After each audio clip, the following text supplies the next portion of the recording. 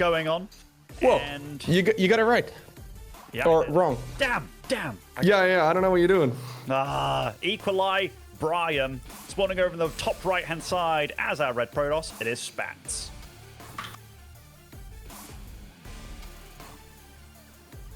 And up here in the top left-hand corner, we're looking inside of the main base of DnS. So, did you get flash well, or was it just? No, I have these bright lights in my, in this room setup as well because it's getting very dark out. But this map is certainly very bright. When you load up from like the dark, main menu of StarCraft into the game, it is definitely very bright.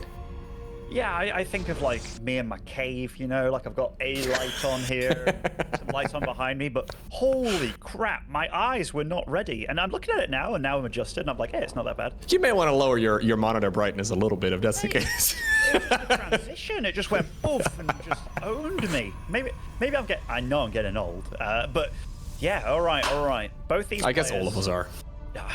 Well, technically, we're all older now than we were a few minutes ago, eh? Yeah, well, there you go. Absolutely. Very profound.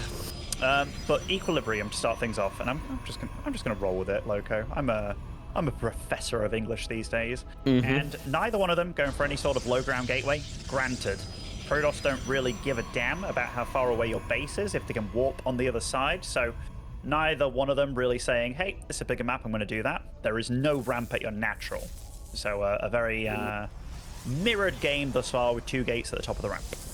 Yeah, I feel like we've been seeing that a lot over the last couple of days. Not a whole lot of low ground expansions at the moment. MaxSpec seems to be quite fond of it, but basically everybody else a little bit more careful with this more traditional start here instead.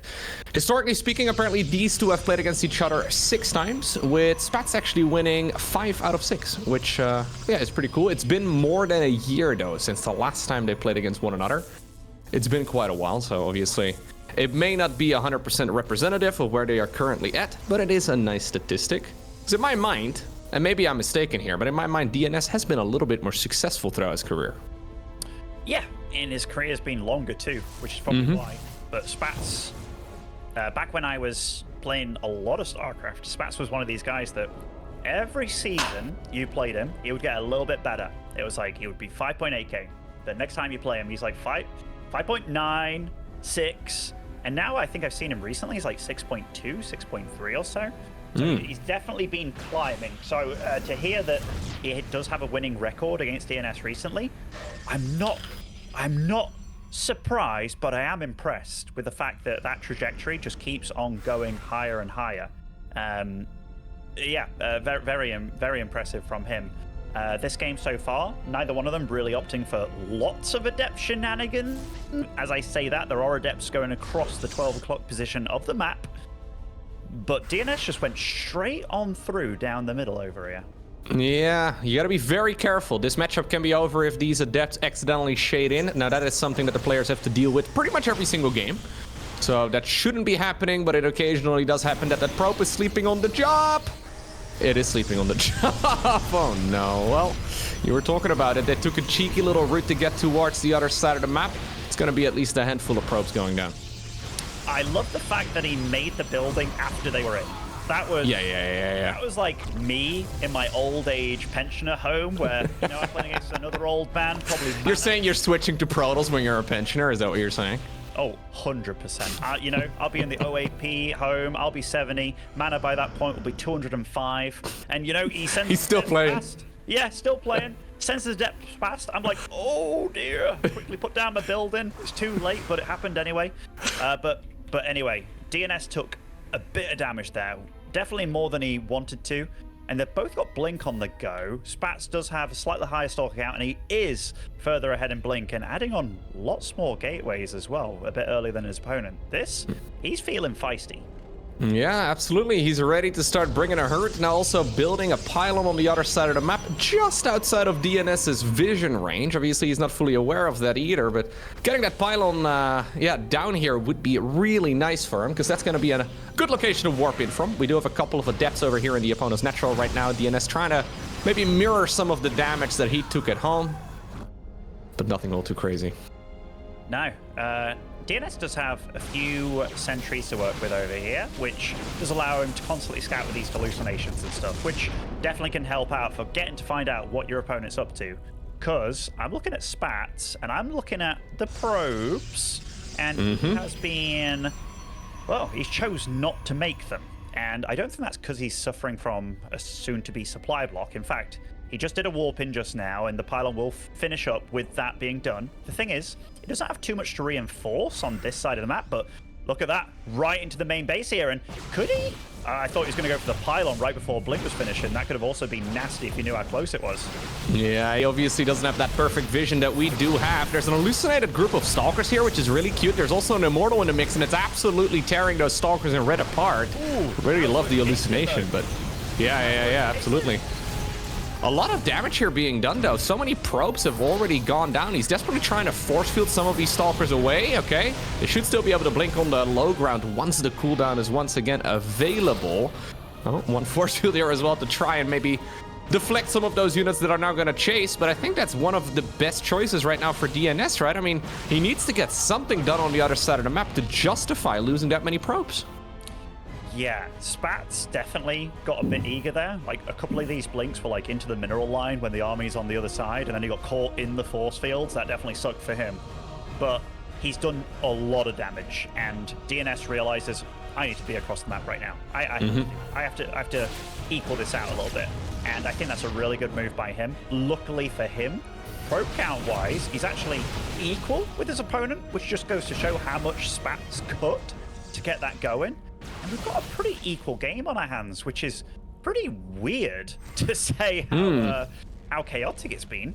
Yeah, can be a bit of a misread here as well, right, for DnS, because he doesn't really know exactly how many workers have been cut by the opponent to try and get that push going. But ultimately, the game is, yeah, pretty much even. We have got the charge follow-up right now here as well for Spatz, so he's ready to maybe pile on some more pressure, especially with that prism coming in.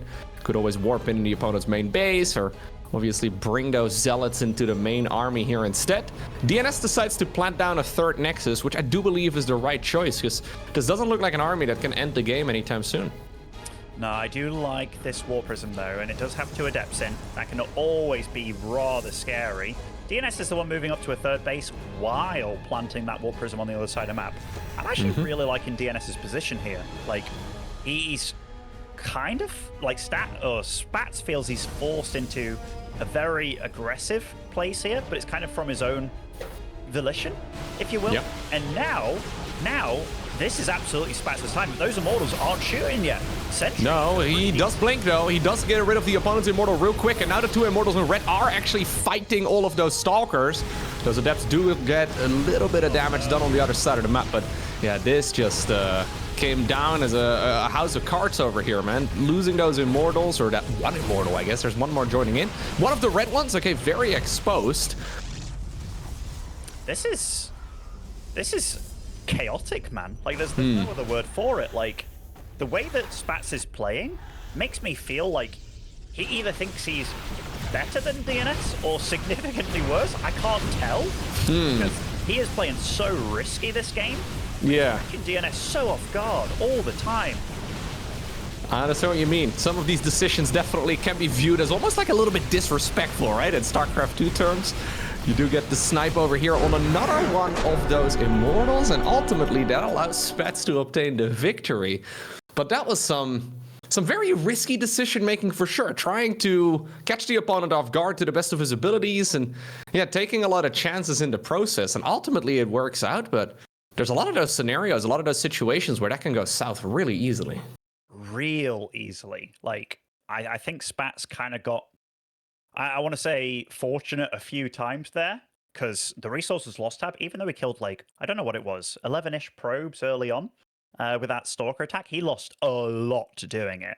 Like, he was putting himself in a bit more of a difficult position than maybe he should have been with a few of these moves, and DnS just got caught out of place one too many times there.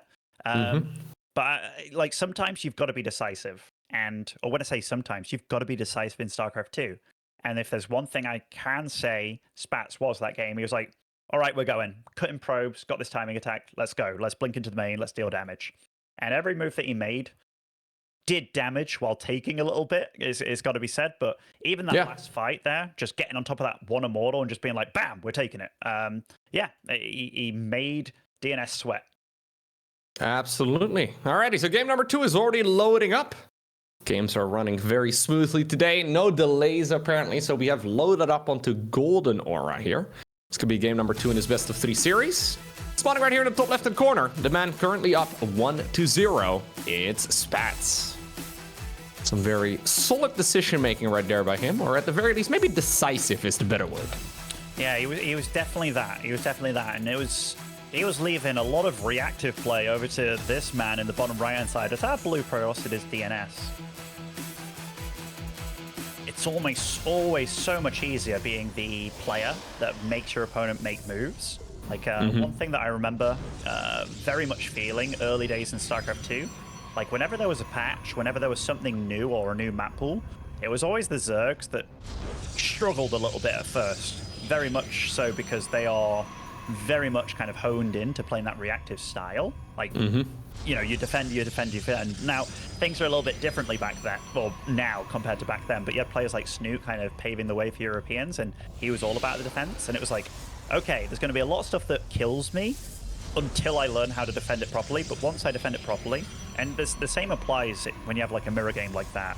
It was Spatz throwing everything at DnS, and if you're just, you know, not perfect a few too many times, it can really bite you in the butt.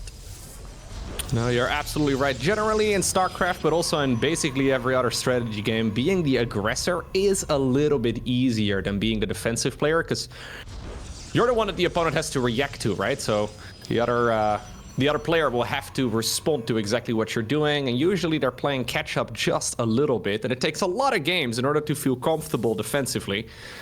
Now, over the years, I mean, we've had a lot of adjustments to the game, but I don't think that has really changed all too much.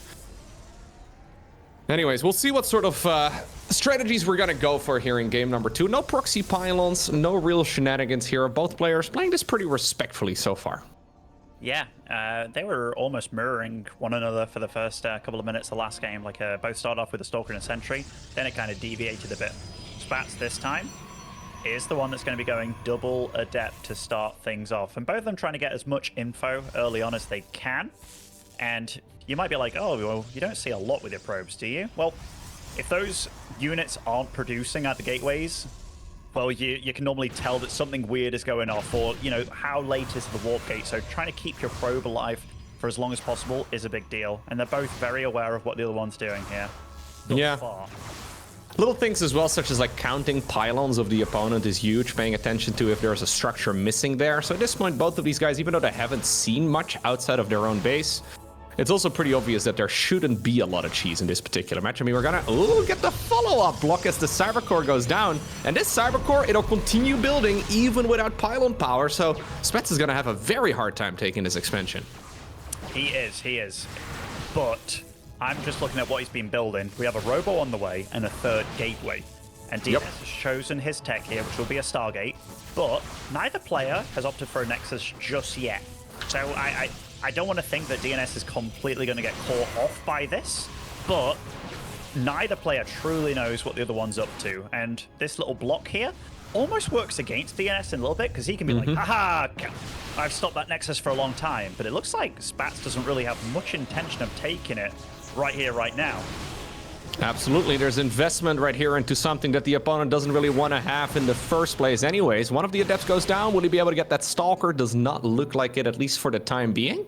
It's a nice control right there by DnS. Now the Oracle is flying in. There is a shield battery coming up, but it's not done just yet. What's inside of that Prism? It's going to be a couple Stalkers, or 3 Stalkers here in total. I probably don't want to be firing at those. That Oracle, oh, just getting out of there. But now the jig is up kind of thing, isn't it? Might lose the Stalker on the way out here, and ooh, the last hit goes on the other Stalkers instead. DnS does have a shield battery, I think, in his main mineral line, so he can run back pretty far, but he knows what he's up against now. And he should. Stargate produced second Oracle here against everything that he's showing, and that does mean he will get to kill probes under a shield battery if he lines up the shots properly, but still, this is not a comfortable position for the French toss. No, not at all. Spatz ready to just continue warping in a ton of units right now. He's got those 3 gateways you were bringing up versus the 2 that DnS currently has available. DnS really wants to keep this natural alive, but that's going to be a very tall order for him. Sentry's being warped in right now. Okay, that Prism just ever so slightly too far away, so he can't pick up those units perfectly. But those Oracles, I mean, they're being handled as well in the meantime at home. Spatz showcasing us some really solid decision-making, though. I mean, again, it's very decisive. Maybe it's not necessarily perfect, but he is not beating around the bush. No, he's all about bringing it to DnS, isn't he? All about it. Some of the Warp Prism micros a bit lackluster there, losing a lot of units, but... Oh, no. That's painful. Yeah, I mean, decisive, but he's been a bit sloppy these last couple of games with what he's been doing. Even this, trying to line up those adept shots there, not getting them connected. So far, DnS has weathered the storm, and resources lost tab. It's not in DnS, or rather, it's not in Spatz's favor here. He did end up killing the opponent's Nexus, so I guess that's nice for him, but he can't really make use right now of that additional gateway that he's had up and running because, well, the Prism ended up going down. He can maybe continue the aggression in about a minute or so from now, but do you really want to double down on a 1-base all-in like that? Instead, he decides to go into an Immortal here. DnS decides to rebuild that Nexus, but you're absolutely right. It's been decisive, but also a little bit messy. Bit disjointed on those Adept attacks earlier. This is what you want to see, like what DnS is showing us right now with those Oracles. If they're not in sync and they're firing one at a time and then the other one goes, it's very messy, and the shield battery will be able to repair those probes back up to full HP. I think Spatz could have evened up the worker count a lot more. Yeah, we're getting into GG territory, actually. And it might sound premature. Spatz is going to have one opportunity here to get things done. He had to remake that Warp Prism. It's not cheap.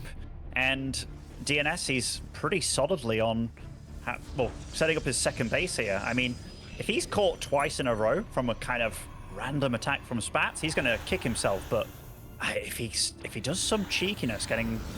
In fact, no, he can't blink into the main, can he? He's not got blink available. Spatz has to go from the front, and he does have a chunky boy army. Oh, hallucinated Immortal in the mix too, which I do quite like. Shield batteries coming up here as well for DnS. Couple of Adepts once again, try to shade in. Okay, that hallucinated Immortal, such a nice bait though. It's a lot of target firing. That was a lot of force fields as well. It's a lot of energy you won't have for the next fight, which is a big deal. And DnS has 9 more workers alive. Oh, look, he just walks by. Yeah, he just walked by and he managed to get the opponent's Immortal. There's one more available for the player in red. Picks it up, drops it behind the force field right now. I think this is going a little bit better for him, but ultimately that is a lot of blue units here, and those shield batteries are so helpful. Shield battery overcharge is one hell of a drug, as my friend Kevin would say, about Stim primarily, but Spatz, his micro's been on point, man. I think he's getting caught off guard again. Absolutely, this is not looking all too good right now for the French Protoss. That natural expansion once again in a world of trouble. Keep in mind though, this is still 24 workers first as well, now 17 here. Spatz making a couple probes, decided to cancel the one that was on the production tab there. Wanted to make sure that he continues this all in. He is very, very much so leaning on that one Immortal of his. Super important unit, decides to commit right there with the Shade. I'm not sure if I 100% agree with that one, to be honest. You know, some players, they just want to see the world burn, and sometimes you get so caught up in how much damage you can deal that you don't think about what it costs. But probe that was count, okay.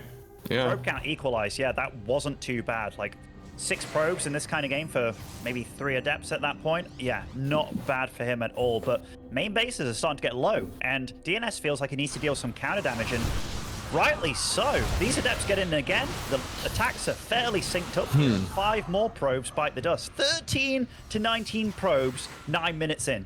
There's just no damage in this army of DnS. Like, that is just a group of Adepts shading forward now twice, and barely any have gone down. There's a lot of Stalkers waiting here inside of the main base as well for Spatz. Okay, there's one Immortal here inside of that Prism. Immortals are amazing, but that's also why the one in red has been brought back home. That one Prism in blue! Oh my god, it ends up going down to that game. There's no way that he can come back from that. Yeah, at least it kind of gives him some way maybe to get down this ramp, but with what? He's got a very, very, very flimsy army over here. Oh, this has been a tragic series for DnS. Yeah. And Spatz is all about this feistiness and aggression. Now he starts up his own Nexus.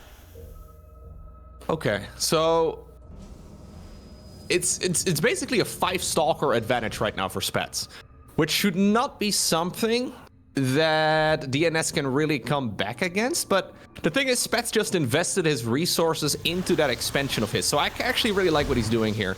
He's been very aggressive throughout this series so far, but he decided right now, okay, you know what? I've built a Nexus. I can let my opponent come to me. At this point, I mean, there's a Phoenix available that Prism is going to be able to get out. I can deal a bit of damage. I can maybe harass the opponent, but I should just simply sit here for a little bit. And I really don't think he needs to move across the map again. But the man is smelling blood in this series. Yeah, he's a real shark, man. Like, he just wants DnS out. And, you know, he's been playing... Oh, that was good. Moves, but, yeah, Loco, you kind of foresaw it. Do you need to be here on the other side of the map right now? The answer is no. But he wanted to get confirmation that, hey, where am I in this game? I've dealt so much damage to you. You can see that he really wants to see if there's a Nexus going up here. And, okay. Oh my goodness. I mean, we'll get over here, and I think that walk... Oh, nice. Oh, that's huge. To buy him some time. That is now like 3 Stalkers going down and what seems to be 4 or 5 Adepts. That's very significant. Okay, a little bit less than that, ultimately. Spatz, you don't need to be here, man. You just made an expansion. Your opponent is on 1 base. Why are we not just defending at home and taking that advantage of the economy boost that we're now getting? We're 11 minutes in. The expansion is critical. There's barely any mining right now for DnS in the main. You can kind of feel that eagerness coming through, can't you? Like, it's just bleeding through here. Spatz he's on the brink of keeping himself alive in this tournament, going 2-2, which would be phenomenal for the young German. And he just wants DnS to die. But DnS, a bit more of a veteran. Now, granted, he has been caught off guard many times by Spatz, but Spatz is absolutely making this a lot closer than it should be. And now he's actually going into Glaive Adepts here with what he's got. Very interesting, but in a low economy game where he is ahead, and seeing that much light armored units in the Protoss arsenal, yeah, he just wants to get him out as soon as possible. Interesting. Yeah, if you're gonna be aggressive, it's certainly not a bad choice, but it also feels a little bit all-in-y in a way, right? And in this scenario, I mean, obviously we have perfect information. We know exactly what's going on. Spatz is gonna do with limited amounts of info, and mostly, I guess, just based off of the harassment that he's been doing, he's got to sort of judge the game. Maybe he feels like this game isn't quite going his way in the way that we know it has been going. So I think it's going to be good. I think it's going to be good enough as well, but it does feel like the more flimsy option. Oh, absolutely. But that's kind of been the way he flies, man. Like, it's all about being in the face of your opponent, catching them off entirely. And now it's just moments away from that Glaive upgrade finishing. In fact, a good 11 seconds there. Ooh. Oh, he's attacking right before it's finished, actually. This is a kind of anti-timing for him, and I don't think it matters. It's a game at number 6 point. GG